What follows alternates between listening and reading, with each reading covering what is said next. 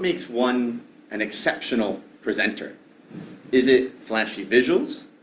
Is it the tone of voice? Is it the actual message or content?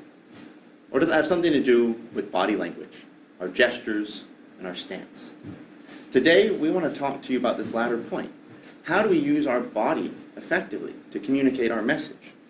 Because we have so many great ideas here, but if they remain in our head, don't actually link up with the audience, our message will not have arrived. Our message will not have resonated with the audience.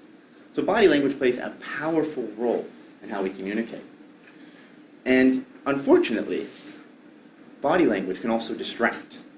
We've seen this clip before of Michael Bay, right? He speaks, the teleprompter, he loses sight of what's happening, the teleprompter doesn't sync up, and he struggles. And all you see is his body moving around, and he's nervous. He's exuding it. So I want to give some color commentary as we rewatch as a class what is happening. So his stance at the beginning, it's okay, but his hands, he's meshing them. And now he's starting to turn from the audience. Again, his hands are clasped. He's looking a bit down, not at all of you, the audience, and he spins. He shows his back to the audience. And he can't regain composure. He's swaying back and forth. He's looking down. He's avoiding the audience. His nerves are coming out. Again, his hands, he's wringing them. And now I think he's looking at the back of the stage. That's the exact opposite place from where you want to actually look. He's incredibly nervous, and now he exits stage. We all want to avoid our own Michael Bay moments when we communicate. The last thing we want at a startup pitch or meeting is to have that happen, is to have the body language take over from the message. If we lose sight of what our body is doing, all people can pay attention to is the body itself, right? It'll take over. So that comes down to not only can it distract, but the body language is your superhero, right? That it can change, it's your superpower. Sorry, not a superhero. You're the superhero. But it's your superpower in the sense that we can utilize it to enhance and communicate with every person in the audience. We want to talk about that today from 3 vantage points. Colin is going to get us started in talking about how posture breeds success. Jung-Joon is then going to talk about how gestures to strengthen your message. Finally, Jennifer is going to close us out with how we think about the body posture of you, the audience, and how to interact with that. Colin, take us away. Communication begins before you even open your mouth to speak. Your audience's first impression of you is your posture and your position. And so it's important to know both how to stand as well as where to stand. And perhaps it's fairly obvious, but you should stand facing the people you're talking to. Don't stand facing your visuals and turning your back to the audience. That's not what we want to do. We can't communicate that way. It's also important to know where you're standing in the room. A position of strength in this room is somewhere in this center box. As long as you're moving around in the center, you're doing pretty well. Where you don't want to be is off in the corner cowering, or especially in front of any distractions. And this room is pretty good. It doesn't have that many distractions, but there is a window. And outside this window, there are cars, there are buses, there are bikers. And when I was standing over there, probably about half of you could see in your peripheral vision outside the window. And if a car were to drive by, your instinct, your reaction, would be to look out the window, and that would break your concentration and our conversation. And we don't want that either. And now that you know where to stand, it's important to know how to stand. So we're going to demonstrate a few positions, a few bad positions, that we've seen from us and some of you guys, and even from the presentations earlier today, that you shouldn't do. And the first one is hands in your pockets. This comes off as nonchalant, your shoulders tend to roll forwards, and it's very difficult to convey a strong message from this position. The second one is hands on your hips.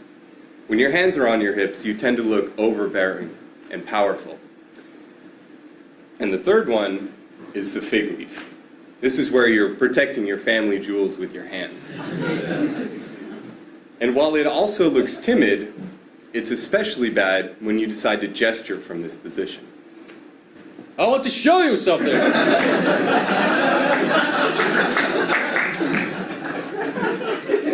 You look like you're flashing the audience, and that's not a good thing. So how should you stand? And if I could actually get all of you to stand, I'll lead you through a short demonstration on how to find your base posture. So once you've stood, be mindful of the people next to you and place your feet hip-width apart. Close your eyes and look up towards the ceiling and lift your hands above your head. Get a good stretch underneath your shoulders and let your arms drop to the side. When you open your eyes, look down. This is your base posture. Thank you very much for participating. You guys can sit down now. Now that you've found your base posture, this is where you should gesture from, and it's where you should return to when you're finished gesturing. It may not feel the most comfortable, but it looks the most comfortable to your audience. Remember that your posture and position are the audience's first impression of you. But now that you know how to stand still, it's time to learn how to move. Gestures are important because it helps you communicate better. For example, if you use gestures, the audience remembers twice as much. It also helps you, the future speakers too, because it helps your memory when you speak. Also, beside the transition, your hand and arm movement is the biggest movement that the audience can see. You can either use it wisely or waste it on random and distracting gestures. I'm going to show you 3 types of gestures: the give, the show, and the chop. Here's an example. This quarter at the GSB, I went to this communications class. It was so great. I mean, you could feel that your skills are improving. I think this was the best class I've ever taken. Let's rewind and see what happened. The give. This quarter at the GSB, I went to this communications class. So this gesture is used to give the audience the facts or the options. Remember to have your palms up, not down. We'll get to that in a minute. The show.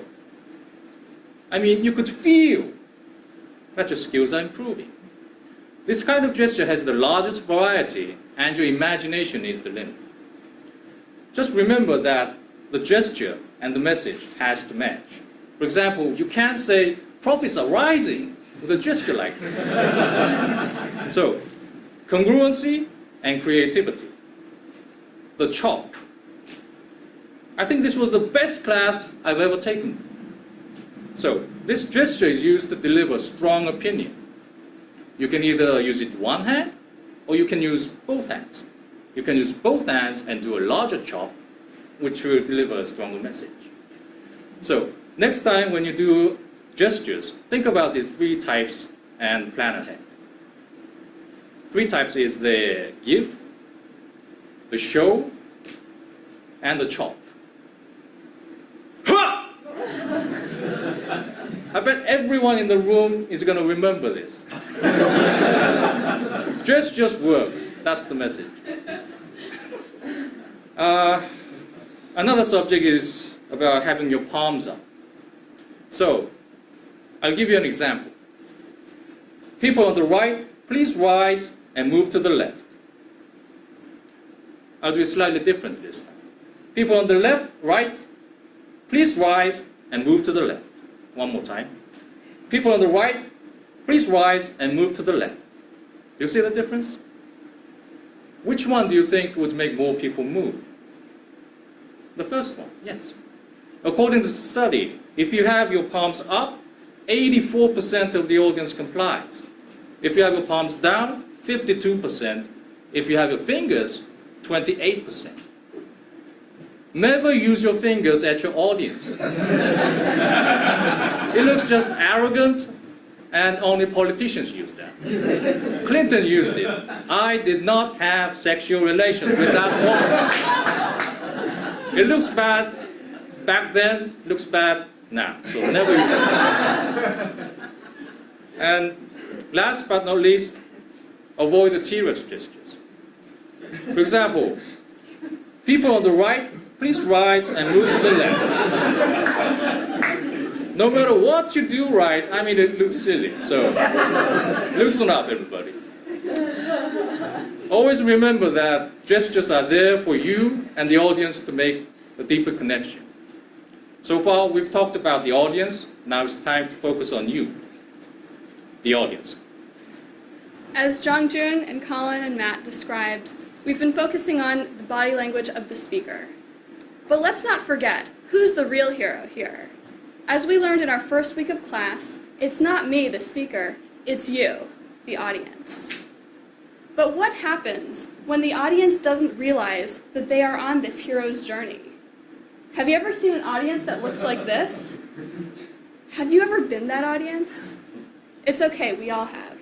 Whether we're playing on our phones, falling asleep and nodding off, looking at the clock, and calculating, can we make an escape from this room? We've all done it. But the thing is, it's the speaker's responsibility to understand what's going on with their audience, and body language is a powerful way to assess that. As a speaker, we can be so focused on our own body language that we never even notice what the audience is doing. And it's important to change that. So I want to share 3 strategies for how you can engage with your audience better by developing more observational skills. So first of all, absolutely be using the gestures and body language tools that we've talked about today and over the course of the quarter. But the second thing is to notice. Of course, you're going to be looking for eye contact, but look beyond it. Look at how your audience members are sitting. Are they fidgeting? Are they moving? Are they leaning forward, looking engaged and taking notes? Or are they zoning out? If your body language, your eye contact, and your efforts at being compelling are not working, then you can go deeper.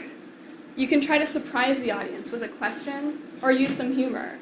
Or you can disrupt the audience. As students, we hate being cold called, but we know it's effective, right? Jason, what's your favorite color? Okay, very good. You got that one. As we all know, it's the fastest way to re-engage with a conversation with the speaker, so don't be afraid to use it. It's so important to keep your audience on track, because they're the hero and it's their journey. Remember how Nancy Duarte told us that we are the Yoda to the Luke Skywalker, and our job as the speaker is to keep the hero on their journey. With that in mind, I think we've talked about 3 concepts that really remind each of us about how body language is your superpower. Use it, become that superpower, become that superhero, and we welcome any questions you have on how to stand strong, gesture effectively, and engage the audience. Thank you.